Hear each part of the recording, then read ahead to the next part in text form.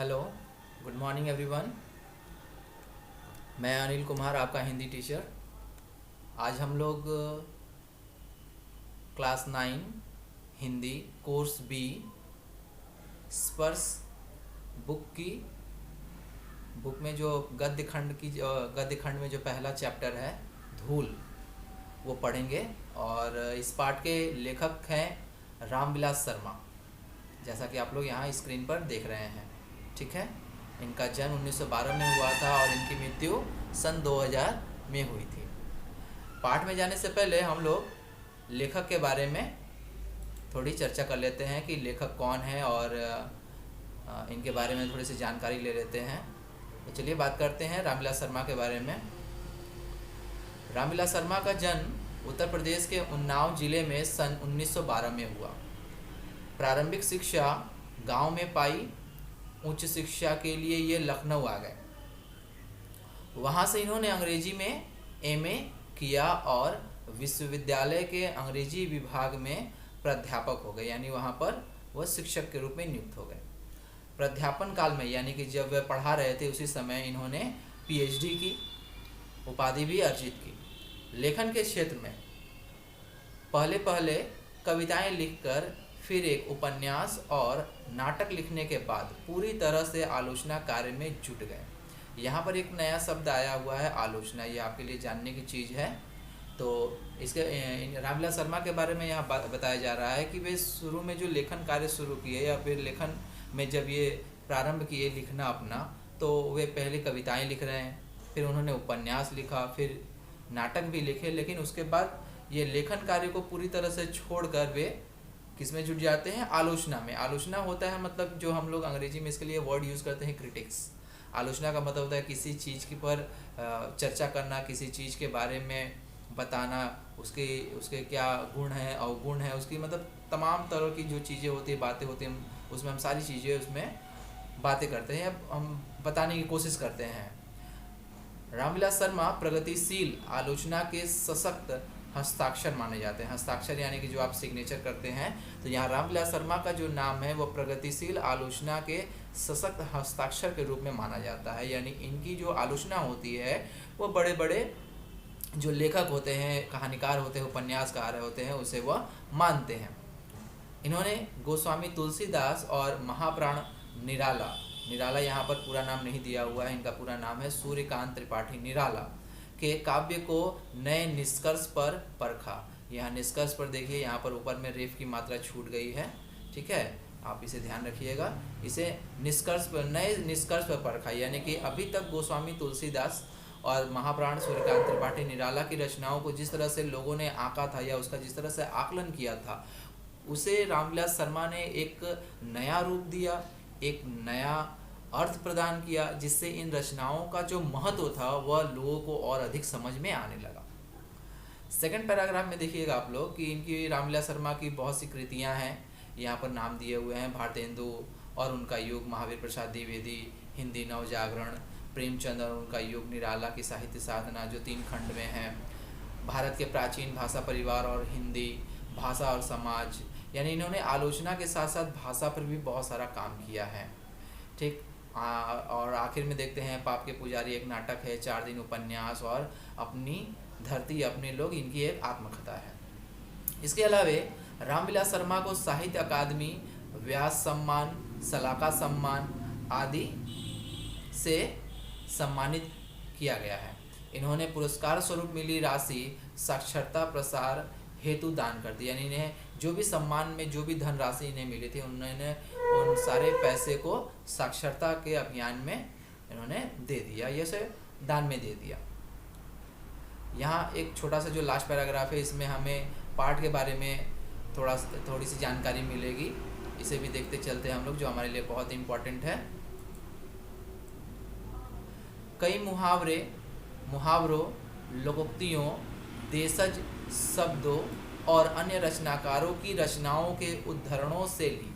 यानी कि अन्य रचनाकारों ने अपनी रचनाओं में जो बातें लिखी हैं, अगर वहाँ पर इन्हें कोई बात अच्छी लगी तो उसे उन्होंने यहाँ पर प्रस्तुत करने की कोशिश की है अपनी इस रचना में। जो रचना का यानी जो कहानी का नाम है धूल। रचनाओं के उद्धरणों से ली गई सूक्तियों तथा पंक्तियों से ओतप्रोत इस पाठ में लेखक ने धूल की महिमा और महात्म्य यानी धूल की महिमा का वर्णन किया, इसके महत्व के बारे में बताया है और उपलब्धता और उपयोगिता का भी बखान किया है। अपनी किशोर और युवा अवस्था में यानी कि जब रामविलास शर्मा युवा थे, जवान थे, तो वे पहलवानी के शौकीन थे, उन्हें पहलवानी का बहुत शौक था। तो डॉक्टर शर्मा अपने इस पाठ के बहाने पाठकों को अखाड़ों, गांवों और शहरों के जीवन जगत की भी सैर कराते। यानी इस पाठ के माध्यम से हम सिर्फ धूल के बारे में ही नहीं जानेंगे, धूल की महत्ता के बारे में ही नहीं जानेंगे, इसकी महिमा का ही वर्णन सिर्फ लेखक ने इस पाठ में नहीं किया है, बल्कि इस पाठ के माध्यम से लेखक ने गांव के अखाड़ों, गांव का एक जो परिवेश होता है, जो एक माहौल होता है, वहाँ का जो वातावरण होता है, और शहरों के जीवन जगत को भी इन्होंने बहुत ही बारीकी से यहाँ पर प्रस्तुत किया है, जिसमें हम इन दोनों यानी गांव के वातावरण और शहरों के वातावरण को के बीच में जो अंतर पाया जाता है उसे भी हम बहुत अच्छे से इस पाठ के द्वारा समझ सकते हैं, जिसमें धूल की सबसे अहम भूमिका मानी गई है। साथ ही धूल के नन्हे कणों के वर्णन से देश प्रेम तक का पाठ पढ़ाने से नहीं चूकते। यानी इस एक छोटे से पाठ के माध्यम से, इस छोटे से शीर्षक के माध्यम से रामविलास शर्मा ने सिर्फ न धूल की महिमा का वर्णन किया है, बल्कि देश प्रेम का भी पाठ पढ़ाने की कोशिश की है।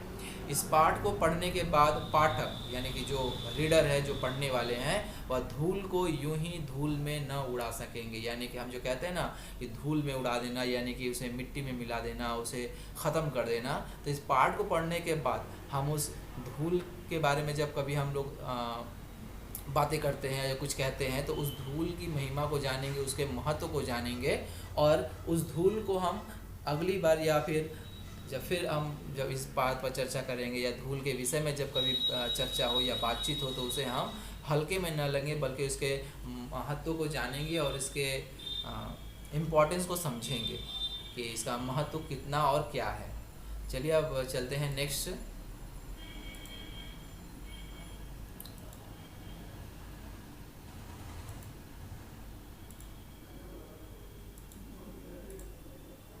अब चलते हैं सीधे पाठ में, अब प्रवेश करते हैं हम सब जी। ये रहा धूल चैप्टर हमारा, और यहाँ से कहानी शुरू होती है, यानी यह पाठ यहाँ से शुरू होता है। पहली पंक्ति है, इन्होंने लिखी है, हिंदी कविता की सबसे सुंदर पंक्तियों में से एक यह है। यानी कि हिंदी में जितनी सारी कविताएं लिखी गई हैं, अगर उन कविताओं की बात की जाए, उन कविताओं की पहली पंक्ति की बात की जाए, तो यह जो पंक्ति है यहाँ पर, जो लेखक ने यहाँ पर उद्धृत की है, वह उन्हें सबसे अच्छी लगी है। और वह पंक्ति क्या है, जैसा कि आप लोग भी देख रहे हैं, जिसके कारण धूली भरे हीरे कहलाएं। जिसके कारण यानी कि यह वही धूल है जिसमें सने हीरे को चमकाकर जौहरी जो होता है या जो व्यापारी होता है वह उसे बेचता है, और यही वो धूल है जिनमें सने बच्चे हमें हीरो से भी कहीं ज़्यादा, यानी उस मूल्यवान पत्थर से भी कहीं ज़्यादा प्रिय होते हैं। तो इसीलिए यहाँ पर लेखक ने इस लाइन को, इस पंक्ति को यहाँ पर उद्धृत करने की कोशिश की है और समझाने की कोशिश की है। आगे देखते हैं इसमें क्या और बताया गया है। हीरे के प्रेमी तो शायद उसे साफ सुथरा, यानी कि हीरे के जो प्रेमी होते हैं वो हीरे को सिर्फ साफ सुथरा चाहते हैं, ठीक। खरादा हुआ, खरादा यानी कि सुडौल, यानी वो तरासा हुआ शब्द का अर्थ है। खरादा का मतलब है तरासा हुआ, सुडौल। आँखों में चकाचौंध पैदा करता हुआ देखना पसंद करता है, यानी कि ऐसा हीरा उन्हें पसंद आता है जो साफ़ सुथरा हो, चकाचौंध हो, दिखने में खूबसूरत हो, सुडौल हो, तरासा हुआ हो। परंतु हीरे से भी कीमती जिस नयन तारे का जिक्र इस पंक्ति में यानी कि कविता की इस पंक्ति में लेखक यानी रामविलास शर्मा ने किया है, वह धूली भरा ही अच्छा लगता है। यानी जो बच्चे धूल में सने होते हैं, वो बच्चे धूल में ही सने, उनकी खूबसूरती, उनकी सुंदरता और भी ज़्यादा बढ़ जाती है। और वह सुंदरता यहाँ इस पाठ में लेखक ने हीरे से भी कहीं अधिक उसे माना है, उस सुंदरता को। न कि हीरे की सुंदरता को वे अधिक मानते हैं, बल्कि वे धूल में सने छोटे छोटे बच्चे जो हीरे के समान चमकते हुए नजर आते हैं, उनकी सुंदरता को यहाँ पर लेखक ने अधिक माना है। फिर आगे वो कहते हैं जिसका बचपन गांव के गलियारे की धूल में बीता हो, यानी लेखक इस पंक्ति के माध्यम से अपने बारे में बता रहे हैं कि उनका भी जो बचपन है वह गांव के गलियारे की धूल में बीता है, वह इस धूल के बिना किसी शिशु की कल्पना कर ही नहीं सकता। यानी कि यहाँ पर रामविलास शर्मा जो इस पाठ के लेखक है, रचनाकार हैं, किसी भी बच्चे की कल्पना नहीं कर सकते हैं कि वह बच्चा बिना धूल के रह सकता हो या बिना धूल के वह खेल पाता हो। फूल के ऊपर जो रेणु उसका श्रृंगार बनती है, वही धूल शिशु के मुंह पर उसकी सहज पार्थिवता को निखार देती है। यानी कि जैसे किसी फूल के ऊपर धूल बैठ जाती है, हल्की सी धूल उसकी सुंदरता को बढ़ा देती है, उसके रंग को निखार देती है, ठीक उसी प्रकार जो धूल है वह छोटे शिशुओं के चेहरे पर, उनके शरीर पर जब लगता है तो उनकी जो सहज पार्थिवता है, यानी उनका जो सहज रंग रूप और आकार जो होता है उसे और भी ज़्यादा बढ़ा देती है, उसकी शोभा और अधिक बढ़ जाती है।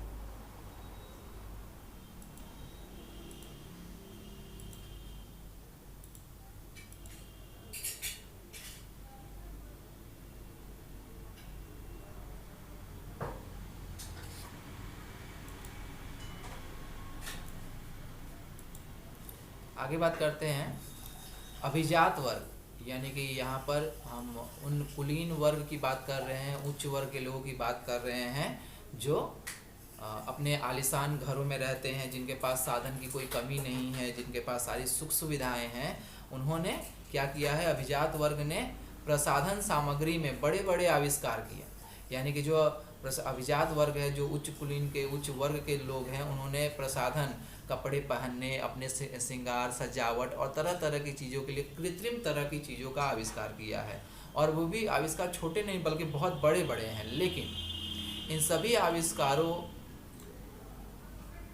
का जो महत्व है, इस पाठ में लेखक ने उसे कम आंका है। यानी लेकिन बाल कृष्ण के मुंह पर छाई हुई वास्तविक गोधूली की तुलना में वह सभी सामग्री क्या धूल नहीं हो गई है।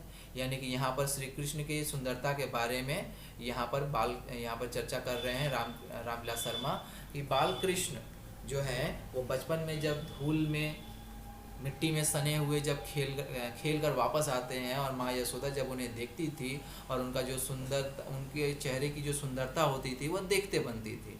तो यहाँ पर लेखक ने इस बात को समझाने की कोशिश की है कि हम अपने आप को कितने भी कृत्रिम प्रसाधनों से ही क्यों न सजा लें, तरह तरह की चीज़ों से हम अपने आप का श्रृंगार कर ले, वे सारी चीज़ें धूल के समान लगती है जब श्री कृष्ण के चेहरे पर वह मिट्टी, वह धूल जब लगी होती है और उनकी सुंदरता देखते ही बनती है। तो यहाँ पर वो सारी सामग्रियाँ, वो सारे प्रसाधन, सारी कीमती चीज़ें धूल के समान प्रतीत होती हैं। हमारी सभ्यता इस धूल के संसर्ग से बचना चाहती है। यानी वर्तमान समय की अगर बात करें तो यहाँ पर हम लोग जो है वह इस चीज़ से बचना चाहते हैं। जो हम लोग मॉडर्न बनने की कोशिश करते हैं या मॉडर्न बनते हैं, तो इस चीज़ से हम बचने की कोशिश करते हैं। क्यों? क्योंकि हम उस धूल में सनना नहीं चाहते हैं। वह आसमान में अपना घर बनाना चाहती है। यानी कि आज हम लोग जिस 21वीं सदी के जो मनुष्य हैं, हम जो जिस आधुनिकता की बात करते हैं, हम धूल से हमेशा दूर रहने की कोशिश करते हैं, धूल से हम बचने की कोशिश करते हैं। हमें साफ़ सुथरा घर चाहिए, साफ़ सुथरा मकान चाहिए, साफ़ सुथरे शहर चाहिए, साफ़ सुथरी सड़कें चाहिए, सारी चीज़ें साफ़ सुथरी चाहिए। और तो और हम अपना घर भी आसमान में बनाना चाहते हैं, यानी कि सबसे ऊपर बनाना चाहते हैं, जहाँ पर किसी भी तरह की धूल न जम पाए या किसी भी तरह की धूल न पहुँच पाए। इसीलिए शिशु भोलानाथ से कहती है, यानी कि उसकी माँ जो है उसे कहती है भोलानाथ से कि धूल मत खेलो, धूल में मत खेलो। यानी कि यहाँ धूल में खेलोगे तो उनके आभूषण या उनके जो महंगे कपड़े हैं वो गंदे हो जाएंगे। भोलानाथ के संसर्ग से उसके नकली सल में सितारे धुंधले पड़ जाएंगे। यानी कि जब छोटा बेटा धूल में सना हुआ और खेलकर वापस जब आएगा उनके पास, तो उनके जो सुंदर आभूषण है, जो प्रसाधन सामग्रियां जो उन्होंने पहन कर रखी है, वो जो सल में सितारे हैं, वो सारे उस धूल के कारण फीके पड़ जाएंगे, धुंधले पड़ जाएंगे, मैले हो जाएंगे। जिसने लिखा था, यानी यहाँ पर लेखक ने फिर से किसी एक रचनाकार की पंक्तियों को उद्धृत किया है। धन्य धन्य वे हैं नर मैले जो करत गात, कनिया लगाए धूरी ऐसे लरिकान की। उसने भी मानो धूल भरे हीरो का महत्व कम करने में कुछ उठा न रखा था। यानी यहाँ पर लेखक ने फिर और एक पंक्ति उद्धृत की है और इसका अर्थ बहुत ही आसान है। वे कहते हैं कि धन्य है वे सारे बच्चे, वे सभी बालक, मैले जो करत गात, जो अपने शरीर को धूल से सन लेते हैं, और कन्या यानी कि ऐसी माएँ, ऐसी जो उनकी माताएं हैं, वे उन बच्चों को धूल से उनका श्रृंगार करती है, उनको धूल लगाती है और ऐसे बच्चों को उन्हें अपने गोद में उठा लेती है। उसने भी मानो धूल भरे हीरो का महत्व कम करने में कुछ उठा न रखा था। यानी इन पंक्तियों के माध्यम से इस रचनाकार ने भी धूल की महिमा का वर्णन किया है, उसकी सुंदरता का वर्णन किया है। आगे बढ़ते हैं नेक्स्ट पेज की तरफ। यहाँ पर फिर उपरोक्त पंक्ति की व्याख्या की गई है कि धन्य धन्य में, यानी दो शब्दों से क्या किया गया है यहाँ पर, बड़प्पन को विज्ञापित किया गया है, यानी कि यहाँ बड़प्पन को प्रकट किया गया है। फिर मैले शब्द से अपनी हीन भावना भी व्यंजित कर दी गई। यानी मैले शब्द यहाँ रामलीला शर्मा इसे प्रयुक्त नहीं करना चाहते, लेकिन यहाँ पर मैले शब्द का प्रयोग करके उन्होंने अपने उस हीन भावना को व्यंजित किया है कि धूल लगने से कभी कोई मैला नहीं हो सकता है। यानी उपरोक्त पंक्तियों की जो बात करें तो उसमें हम कह सकते हैं कि मैले शब्द का इस्तेमाल नहीं करना चाहिए था। ठीक। फिर अंत में ऐसे लरिकान, यानी कि ऐसे बच्चे कहकर उसने भेद बुद्धि का परिचय भी दे दिया है, यानी उसमें अंतर कर दिया है। वह हीरो का प्रेमी है, गोधूली भरे हीरो का नहीं। यानी कि उपरोक्त पंक्तियां जिस लेखक ने लिखी है, जिस रचनाकार ने लिखी है, रामलीला शर्मा मानते हैं कि वह हीरो का प्रेमी हो सकता है, धूल भरे हीरो का नहीं। यहाँ धूल भरे हीरो का मतलब है उन छोटे बच्चों का नहीं वह प्रेमी हो सकता है, उन छोटे बच्चों का वह गुणगान यहाँ पर नहीं कर रहा है जो छोटे बच्चे खेलते समय धूल में सन जाते हैं।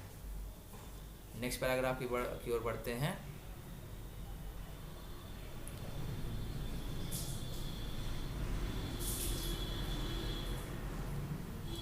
शिशु भोलानाथ के संसर्ग से तो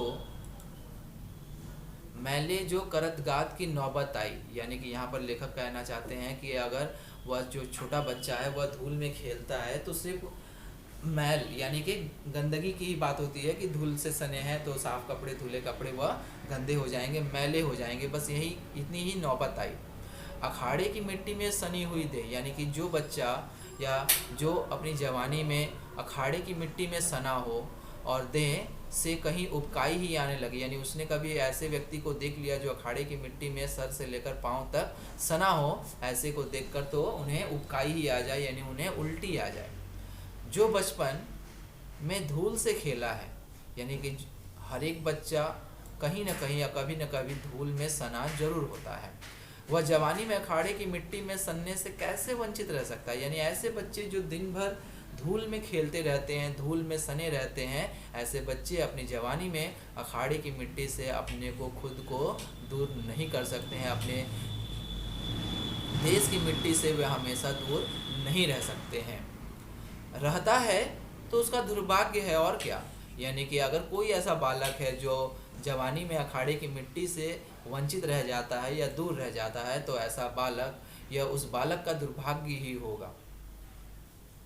यह साधारण धूल नहीं है, यानी अखाड़े की मिट्टी की अगर बात की जाए, अखाड़े की मिट्टी की अगर धूल की बात की जाए तो वह कोई साधारण धूल नहीं है, वरन ऐसे धूल कैसे बनते हैं, तेल और मट्ठे से सिंचाई हुई वह मिट्टी है। यानी वह मिट्टी ऐसे ही नहीं बनती है बल्कि वह तेल और मट्ठे से बनाई जाती है, उसमें मेहनत लगती है, काफ़ी परिश्रम लगता है। और यह धूल ऐसी वैसी भी धूल नहीं है, इसकी महिमा का वर्णन यहाँ पर लेखक ने और बहुत अच्छे से किया है। यह धूल वह है जिसे देवता पर भी चढ़ाया जाता है, यानी ये धूल देवताओं के श्रृंगार के लिए भी उन्हें अर्पित किया जाता है। संसार में ऐसा सुख दुर्लभ है, यानी संसार में अगर कोई भी ऐसा सुख है तो वह ऐसे बहुत ही कम सुख है, बहुत ही दुर्लभ है। पसीने से तर बदन पर मिट्टी ऐसे फिसलती है जैसे आदमी कुआं खोद कर निकला हो। यानी कोई व्यक्ति अगर पसीने से पूरी तरह से सना हुआ है, यानी उसका शरीर पूरी तरह से पसीने से भरा हुआ है, और उसके शरीर के ऊपर अगर मिट्टी फेंकी जाती है, धूल फेंके जाते हैं, तो वह धूल उस पर टिकती नहीं है उसके शरीर पर, बल्कि वह फिसल जाती है। ठीक वैसे ही जैसे कोई आदमी कुआं खोदकर निकला हो, उसकी मांसपेशियां फूल उठती हैं, यानी काफ़ी कठिन परिश्रम करने के बाद मांसपेशियां हमारी फूलने लगती हैं, आराम से वह हरा हो जाता है, यानी आराम मिलने के बाद वह व्यक्ति ताज़ा हो जाता है और भी ज़्यादा अपने आप को ऊर्जावान महसूस करता है। अखाड़े में निर्द्वंद चारों खाने चित लेट कर अपने को विश्व विजयी लगाता है, यानी कि वह अखाड़े की मिट्टी में पूरी तरह लेट जाता है और अपने पूरे शरीर के ऊपर उस अखाड़े की मिट्टी, उस अखाड़े की धूल को लगाता है, या उस अखाड़े की धूल से खुद को सन लेता है, अपने को पूरी तरह से अपने शरीर को वह उस धूल में लिप्त कर लेता है, और वह अपने आप को कैसा प्रतीत करता है, अपने आप को वह विश्व विजयी महसूस करता है। मिट्टी उसके शरीर को बनाती है, क्योंकि शरीर भी तो मिट्टी का ही बना हुआ है, क्योंकि हमारा जो शरीर है वह मिट्टी का है, और अगर उस शरीर को बनाना है तो उस शरीर को बनाने के लिए हमें उसी मिट्टी की आवश्यकता होगी।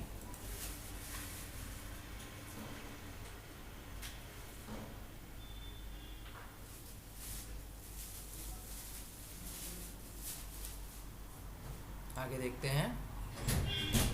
शरीर और मिट्टी को लेकर संसार की असारता पर बहुत कुछ कहा गया है, यानी कि सार तत्व पर संसार क्या है, जीवन क्या है, विश्व क्या है, उसके सार तत्वों के बारे में बहुत सारी चर्चाएं की गई हैं। परंतु यह भी ध्यान देने की बात है कि जितने सार तत्व जीवन के लिए अनिवार्य हैं, यानी जीवन के को समझने के लिए जितने भी तरह के उपायों, सिद्धांतों, मतों का और नियमों का हम लोग पालन करते हैं, या तत्वों के बारे में हम जानते हैं, ठीक धूल भी यानी मिट्टी भी उतनी ही जरूरी है।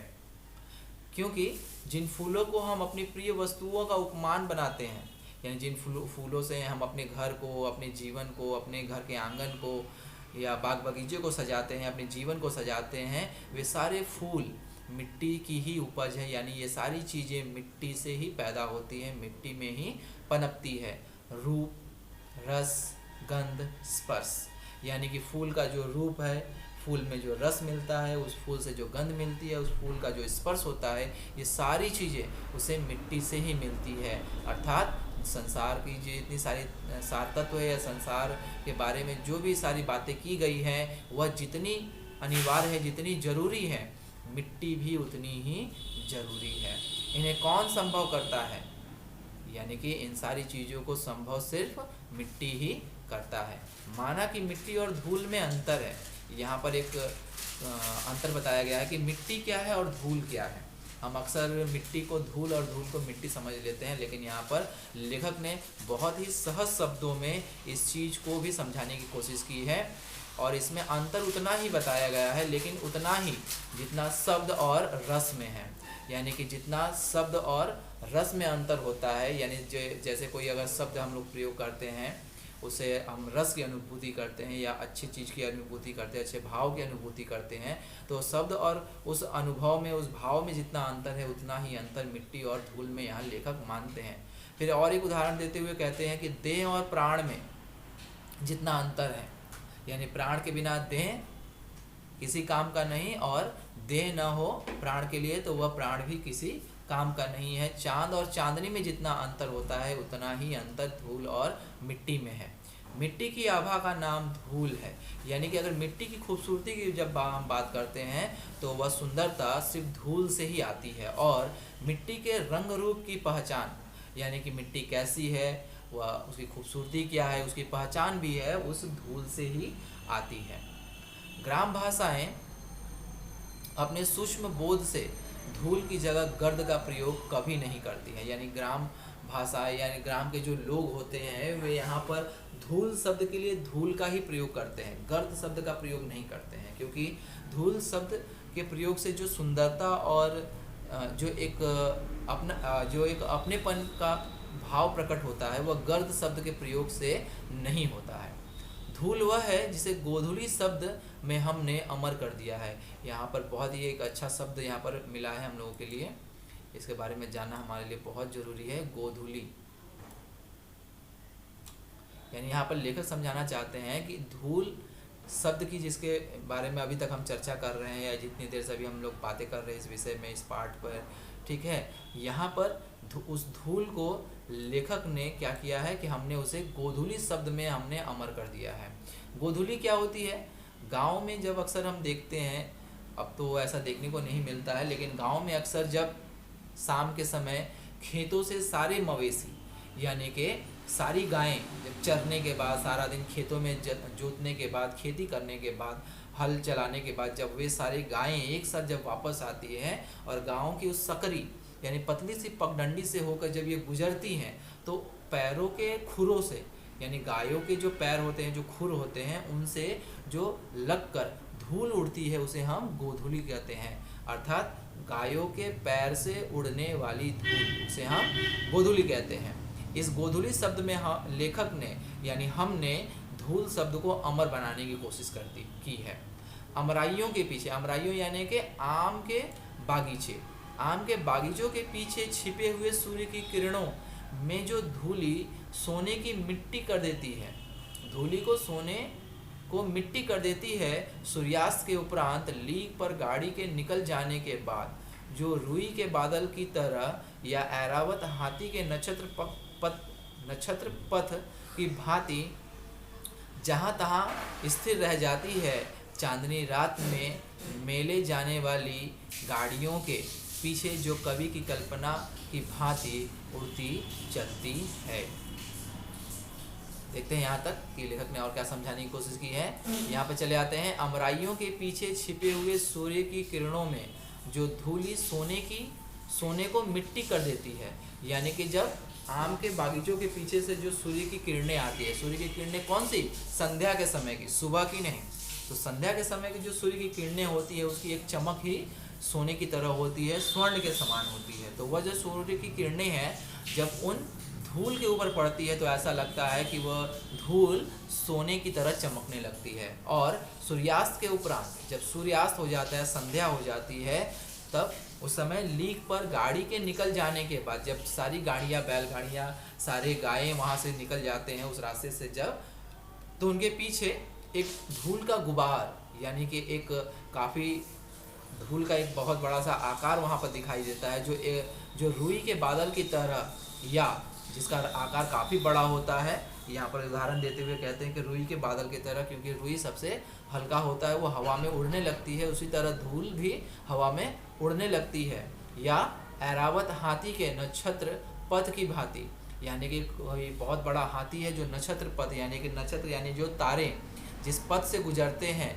भांति जहाँ की तहाँ स्थिर रह जाती है। सारी चीज़ें जो है इस खूबसूरत वातावरण को देखने के लिए, इस दृश्य को देखने के लिए सारी चीज़ें हैं वह वहीं की वहीं यानी अपने स्थान पर आकर रुक जाती हैं चांदनी रात में। और जब चांदनी रात में मेले जाने वाली गाड़ियों के पीछे जो कवि कल्पना की भांति उड़ती चली जाती है, और ये जो धूल है वह चांदनी रात में जब मेले जाने के लिए जो गाड़ियाँ गुजरती है और उनके पीछे जो कवि की कल्पना भी है, उस धूल की भांति उड़ती हुई चली जाती है। आज के लिए इतना ही।